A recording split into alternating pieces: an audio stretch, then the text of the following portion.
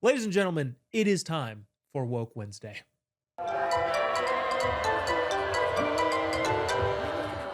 Thank you, highlighter jacket lady.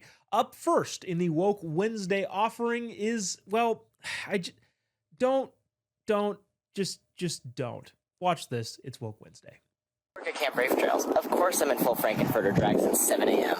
I work at Camp Brave Trails. Of course I have ducks in my pockets. I work at Camp Brave Trails. Of course I feel safe to embrace my autism. I work at Camp Brave Trails. Of course I'm decked out in rainbow all the time.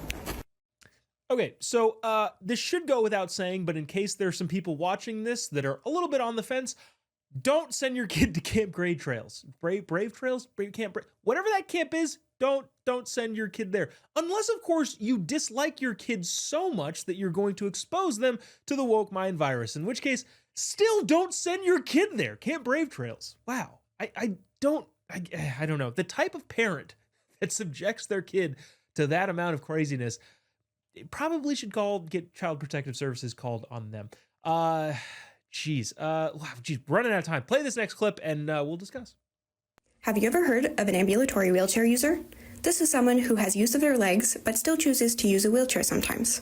Just because I'm using a wheelchair here doesn't mean that I was paralyzed, but rather that I'm choosing to use it in order to mitigate painful symptoms that come from standing and walking for a prolonged period of time. I think a lot of people look at me using the wheelchair and think, oh, that's so sad, but rather it's quite the opposite. I'm able to go out and do things and have a life that I wouldn't normally be able to if I didn't have the wheelchair. So if you see a wheelchair user out in public, don't stare at them, don't entirely avoid eye contact with them, and don't talk to the person they're with as if they're not there. Treat them like you would normally.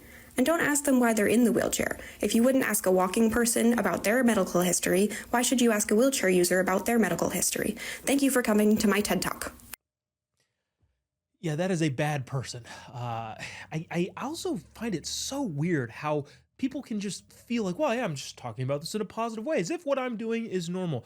It's not normal. Now, how about this? Here can be the, I guess, exception. If you're going to use a wheelchair with having full use of your legs and taking advantage of all of the things that people who don't have that freedom get to do, like parking in different spots, using wheelchair ramps. If you want to do all that stuff and sit in a wheelchair, fine. We get to break your legs. How about that? How about that as the trade-off, right? If you want to pretend to have a disability, maybe you should have the disability. I would imagine that people who are currently confined to wheelchairs, who don't have the privilege, by the way, of walking around, which again is a terrible and unfortunate situation to find yourself in.